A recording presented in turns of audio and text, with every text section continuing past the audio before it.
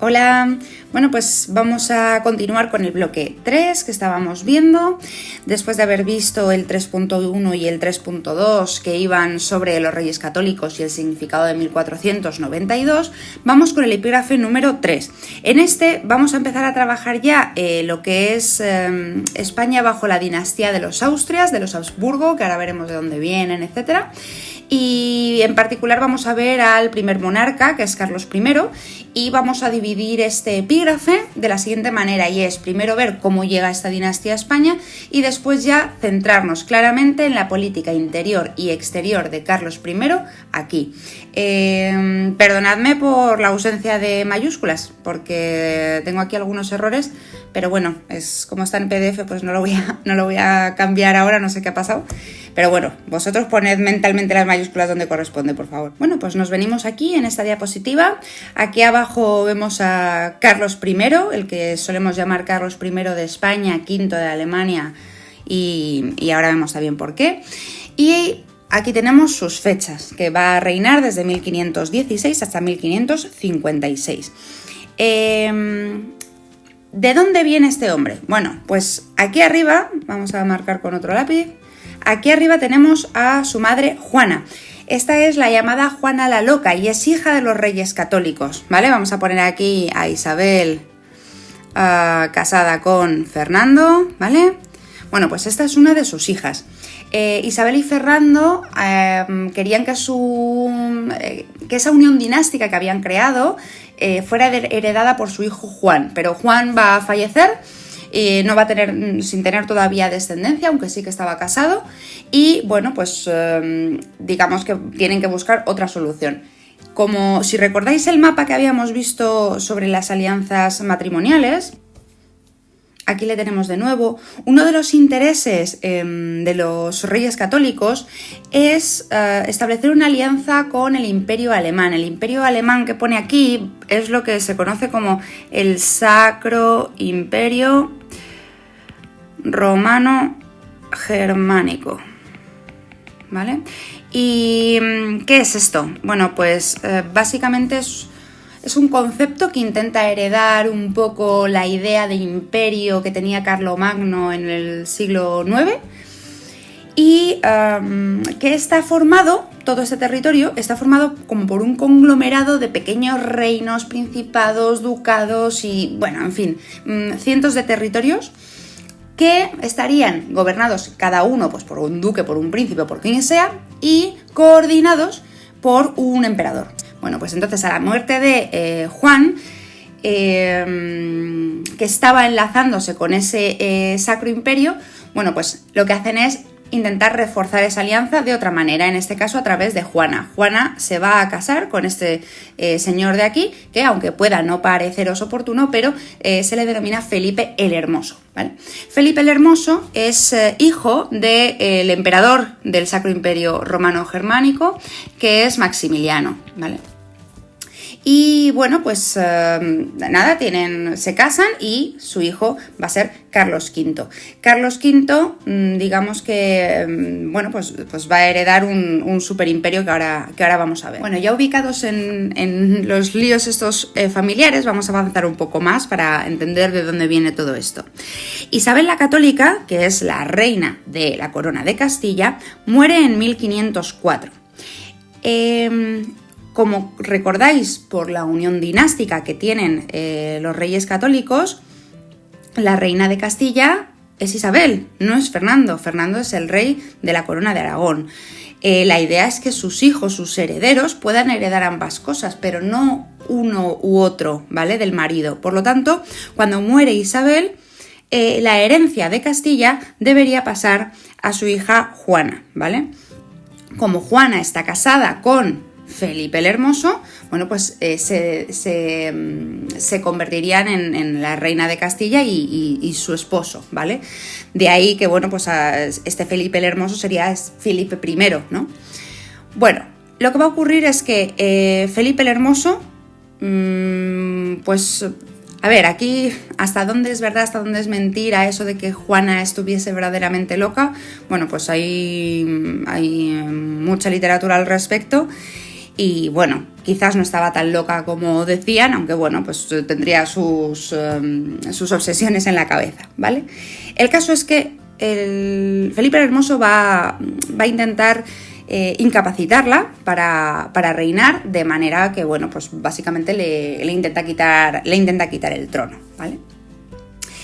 Cuando muera Felipe el Hermoso, porque morirá pronto, ¿de acuerdo? Vamos a quitárnoslo de aquí. El hijo de ambos es todavía muy pequeño, de hecho vive en Alemania, vive en Gante. Y bueno, pues no puede todavía asumir la corona. Por lo tanto, como a Juana, a la pobre mujer, la han incapacitado, tendríamos que quitarla de aquí. Sería a quien le debería llegar la corona, pero su padre hace un poco lo mismo que había hecho su yerno, es decir, Fernando el Católico, que es el rey de la corona de Aragón, mantiene esa idea de que su hija es una incapacitada para poder asumir la corona y entonces se va a convertir en regente. Hay dos regencias que tenéis que conocer para poder meter en el resumen, ¿vale? La primera es la regencia del cardenal Cisneros, que es un personaje muy importante, podéis investigar un poco sobre él, es muy íntimo de la reina Isabel. Tiene una profunda relación en la fundación de la Universidad Complutense, la Universidad de Alcalá, etc. Entonces podéis investigar un poco. Hay una pequeña regencia de él entre 1506, que es cuando muere Felipe el Hermoso, y 1507, y luego ya la regencia de Fernando el Católico, que durará hasta 1516, cuando Carlos V o Carlos I ya tenga una edad suficiente como para venir a reinar a España, ¿vale? Así que bueno, entre su marido y su padre, pues Juana la Loca va a permanecer pues, toda su vida apartada de la corona que le es legítima y bueno, pues acusada de loca y encerrada en un convento, ¿vale? Bueno, llega Carlos V a España. ¿Por qué? Bueno, pues porque mientras que Fernando el Católico ha sido regente, no ha engendrado un nuevo heredero, que era su idea.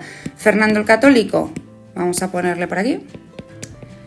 Fernando estaba casado con Isabel y de esta unión tenían varios hijos, tenían a Juana incapacitada, tendríamos a Carlos, y antes de que herede su nieto, Fernando intenta, a la muerte de Isabel, se casa con otra señora que se llama Germana de Foix, que es francesa, e intenta tener descendencia, de manera que ese heredero asumiría las dos coronas, ¿no? Pero bueno, esto no va a ocurrir. Fernando el Católico muere y ya, bueno, pues su nieto viene desde el Sacro Imperio, sin hablar español, sin conocer las costumbres españolas, sin tener ni idea de cómo se vive aquí, pues llegará con una corte de consejeros, que son también flamencos, que vienen también del Sacro Imperio, del norte de Europa, y que van a traer sus costumbres aquí, y esto va a dar lugar a bastantes problemas, como ahora vamos a ver, ¿vale? Así que bueno, es un poco lioso,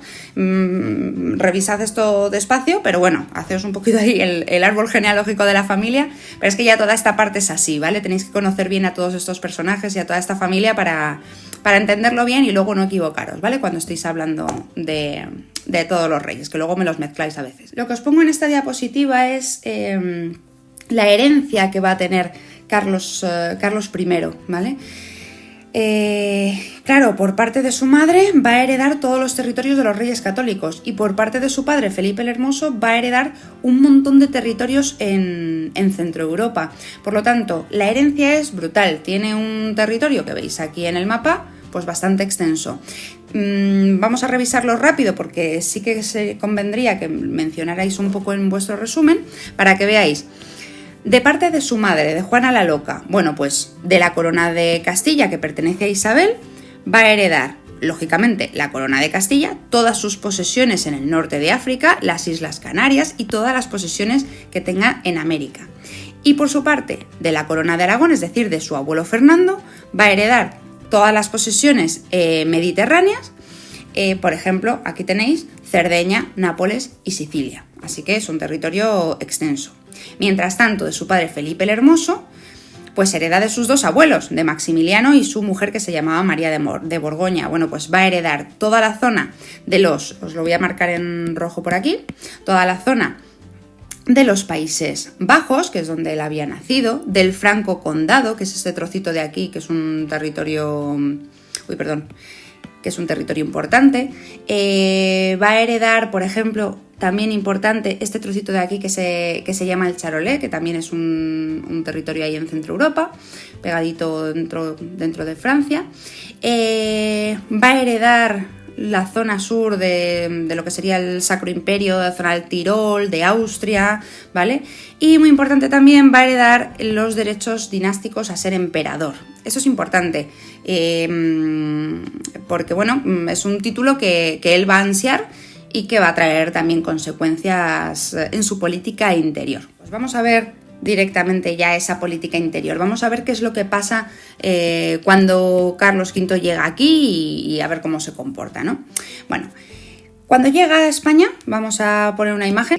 Este es el bueno de Carlos V cuando llega bien jovencito a la península, ¿vale? Bueno, pues llega aquí, como os digo, sin saber hablar castellano, sin tener ni idea de las costumbres del país, etcétera, con un montón de consejeros que vienen de su país con él y que ocupan rápidamente los cargos de poder en la administración del Estado, quitando, por lo tanto, unos puestos importantes a la nobleza española, y pues esto va a traer muchos problemas. Ya encima, aparte de todo esto, cuando llega a España, llega pues poniendo nuevos impuestos y básicamente recaudando mucho dinero. ¿Por qué? Bueno, pues por ese título de emperador del que estábamos hablando antes. Para ser el emperador y ser elegido emperador, tiene, bueno, pues que hacer muchos chanchullos y mucho negocio para conseguir votos suficientes como para ser nombrado, ¿vale? Entonces necesita mucho dinero. Y luego, una vez sea finalmente declarado emperador, pues eso y conlleva muchos gastos, así que bueno, la recaudación es importante. El traer sus consejeros, ocupar los cargos públicos y encima andar pidiendo dinero, etcétera, encima un señor con el que no tiene nadie nada que ver, que no conoce las costumbres del país tal, bueno, pues esto crea una animadversión hacia toda esta situación bastante grande. Y se van a producir dos grandes problemas a nivel interno. El primero es la guerra de las comunidades, ¿vale? Entre 1520 y más o menos 1522. Lo que va a ocurrir aquí es que en la corona de Castilla, que va a ser quizás de donde más se recaude para todos estos problemas y donde los nobles se han visto apartados muchas veces de los puestos de poder, bueno, pues ese descontento va a fraguar y va a estar representado por una serie de personas que son los comuneros, van a ser como los líderes de todo un movimiento en contra de esas aspiraciones reales, de estos impuestos y de la presencia de esos señores flamencos que no tienen nada que ver y que están ocupando sus puestos, ¿vale? Entonces, bueno, pues empieza una revuelta bastante importante. Una revuelta que poco a poco va a tener unos tintes un poco más sociales, es decir, la nobleza al principio no va a actuar porque no les cae muy bien este señor, Carlos I, pero poco a poco pues van a ver un poco amenazado el orden social, ¿vale? La pirámide social jerarquizada que ya hemos visto muchas veces donde ellos tienen el poder, ¿no? Entonces, bueno, pues llegará un momento en el que se posicionen en contra también de los comuneros y finalmente hay una gran derrota, que es la llamada derrota de Villalar, que tenéis que conocer, en 1521, donde, y voy a quitar esta imagen, los líderes Juan Bravo, Padilla y Maldonado van a ser ajusticiados, es decir, van a ser sentenciados a muerte. Que recordad los nombres de estos señores, que además son calles de Madrid, ¿vale? Estos tres personajes los podemos ver aquí, en este cuadro, y bueno, pues vemos que este primero ya le han cortado la cabeza, ¿vale? Que están exhibiendo ahí. El segundo, con aire muy orgulloso, pues espera ser ajusticiado ahora, y el tercero, pues aquí le vemos mirando la cruz, etcétera, y bueno, pues también va a subir al cadalso, ¿no? Igual que habíamos hecho con otro autor decimonónico, otro autor del siglo XIX antes, quiero que os acordéis de este también, que es Antonio Gisbert. Antonio Gisbert es un pintor alicantino, también es de la segunda mitad del siglo XIX, muy importante, fue director del Museo del Prado, también es un gran pintor académico y es un gran pintor de historia. De hecho, aquí en los vídeos que os estoy subiendo ya he puesto, me parece que, por lo menos un par, me parece que de imágenes de Gisbert, ¿vale? De cuadros de Gisbert, y veremos más, ¿vale? Tiene algunos muy famosos que vais a trabajar y que pueden caeros perfectamente en examen porque son como muy icónicos, ¿vale? Para representar los periodos que vamos a ver. Bueno, entonces, en Castilla, guerra de las comunidades. ¿Qué pasa en la Corona de Aragón? Pues que también hay problemas, ¿vale? Y en este caso lo que vamos a tener son las revueltas de las llamadas Germanías, tanto de Valencia como de Mallorca, ¿vale? Lo que va a ocurrir aquí, digamos que estas revueltas de aquí tienen un carácter como más social, ¿vale?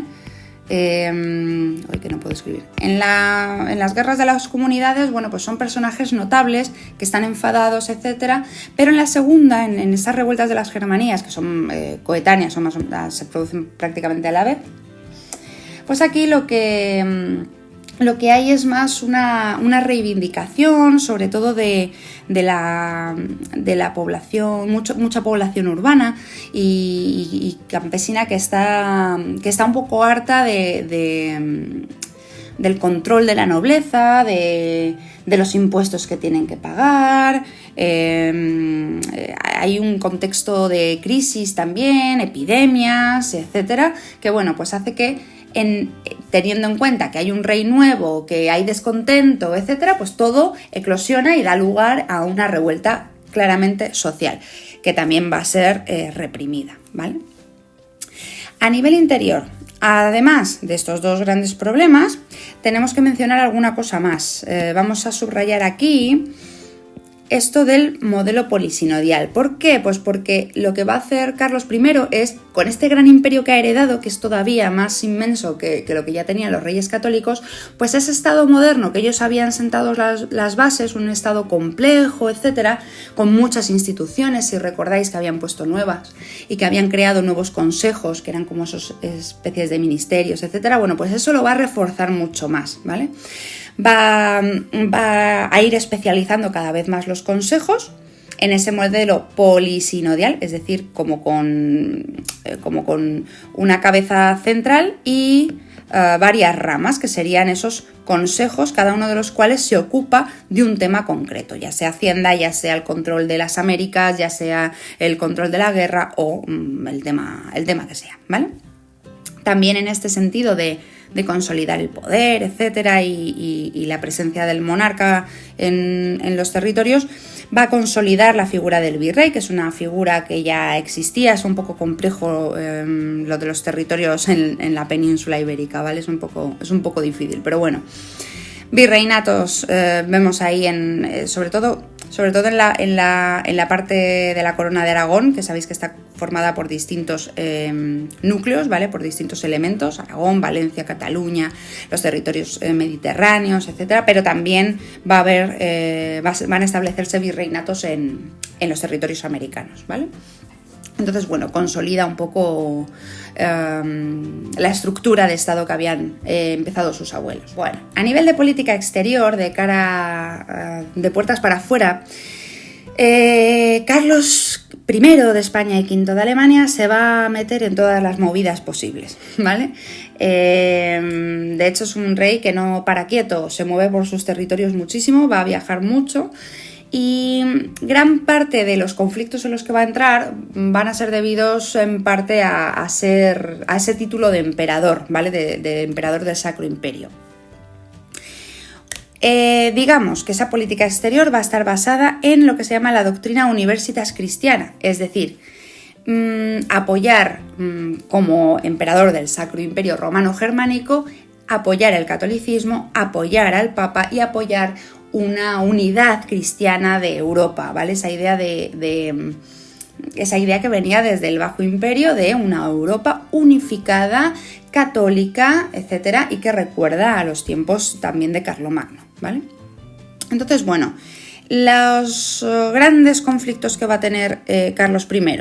Primero, la guerra contra Francia. Francia, como ya habíamos empezado a ver un poco con los reyes católicos, cómo la habían dejado aislada internacionalmente, Francia va a ser la gran enemiga de Carlos I. Ya era muy enemiga de la corona de Aragón, bueno, pues esto se va a heredar fundamentalmente con la figura de Francisco I, que es que va a ser el rey francés un poco coetáneo a Carlos I de España, ¿vale? Hay pugnas entre ellos por determinados territorios, como son el Ducado de Borgoña y Navarra, ¿vale? También por territorios en Italia. De hecho, Francia va a ocupar territorios italianos, como por ejemplo Milán.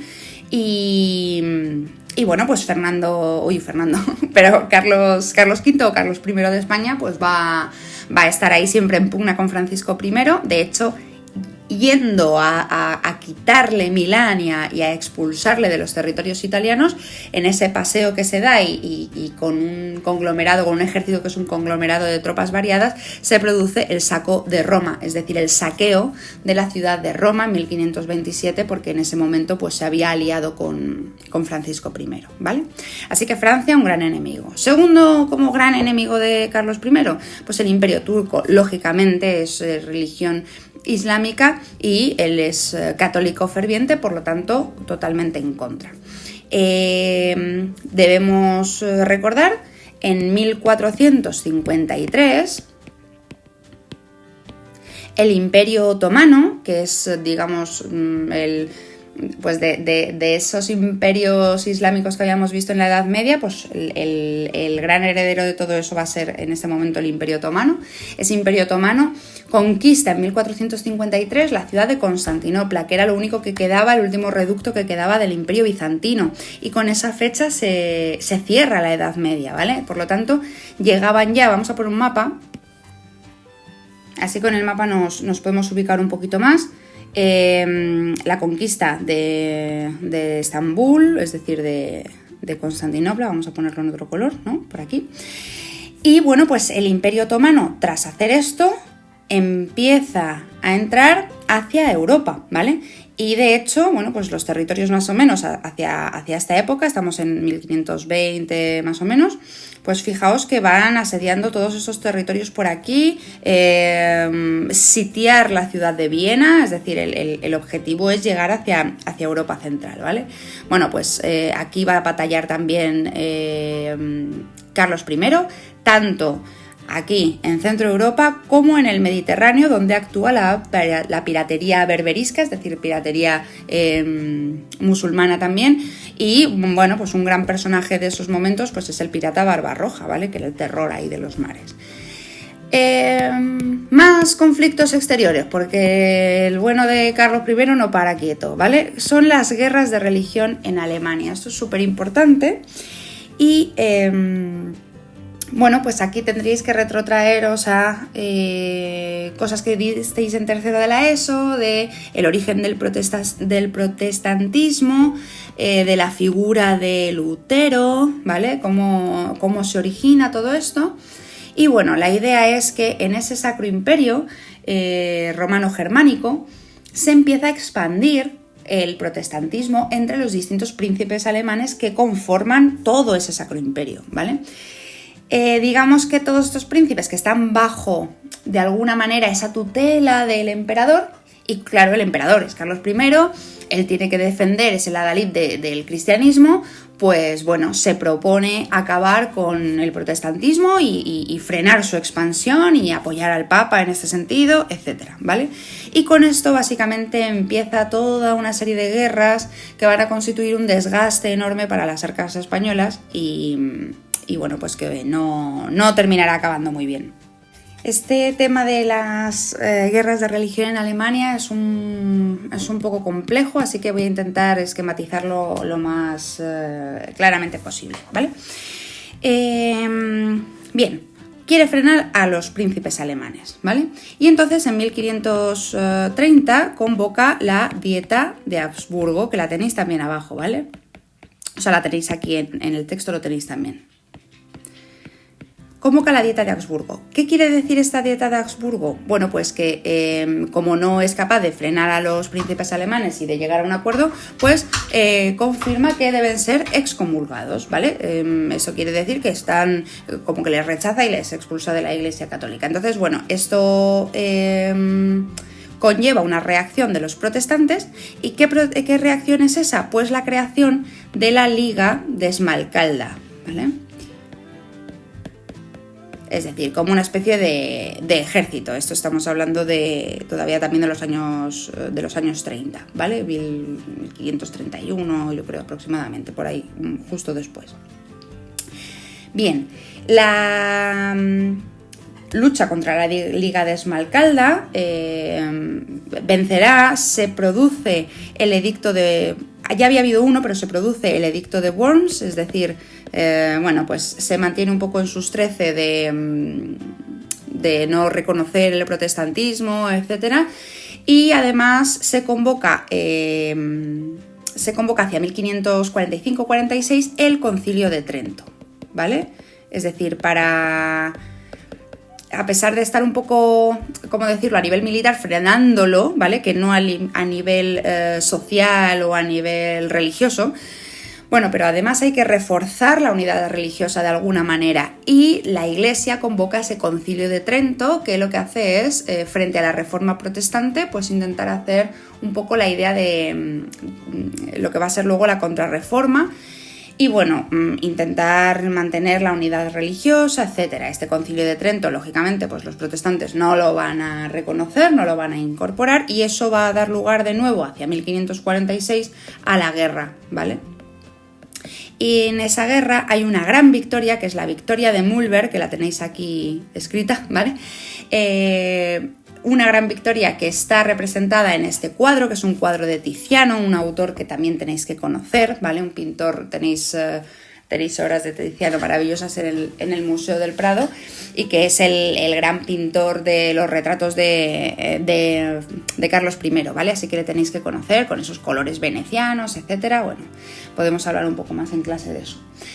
Y bueno, pues tiene lugar esta gran victoria de Mühlberg, que es súper sonada y muy representada, pero la realidad es que, por muy bonito que pareciera y mucho retrato que se hiciese Carlos V, la realidad es que no unifica a nivel religioso a Alemania, ¿no?, lo que está pasando con los príncipes alemanes. El protestantismo sigue adelante, ¿vale? Así que, a pesar de esta guerra larga, etcétera, y de esa victoria sonada, pues finalmente, hacia 1555, va a tener que firmar la llamada Paz de Augsburgo, que también la tenéis aquí marcada, ¿vale? Y lo que va a hacer esa paz es básicamente reconocer de alguna manera que los protestantes tienen derecho, o los príncipes alemanes que están dentro del imperio que rige Carlos I, pues pueden optar por el catolicismo o por el protestantismo, ¿vale? Por lo tanto, aunque es algo que luego va a dar más coletazos y va a ser un poquito más complejo con otros monarcas, pero de momento se quedaría aquí el problema, ¿vale? Y nada, se me hace ya un vídeo muy largo, así que vamos a terminar rápido con Carlos I. Después de tanto viaje, tanta movida con todo el mundo y tanto problema dentro y fuera, pues se agota. Él está enfermo precisamente de gota, probablemente por llevar pues una mala dieta, una vida no muy sana. Y ya cansado a nivel mental y físico, etcétera, pues se va a retirar en 1556 al monasterio de Yuste, que está en Extremadura, y va a abdicar en su hijo, que va a ser el próximo monarca que veamos, que es Felipe II, ¿vale? Así que nada, siento la extensión del vídeo, había aquí mucho tema que trabajar, pero bueno, va a ser fácil de organizar en vuestros resúmenes, es bastante sencillito el esquema que tenéis que hacer. Así que nada, muchas gracias por escucharme y nos vemos en el siguiente vídeo.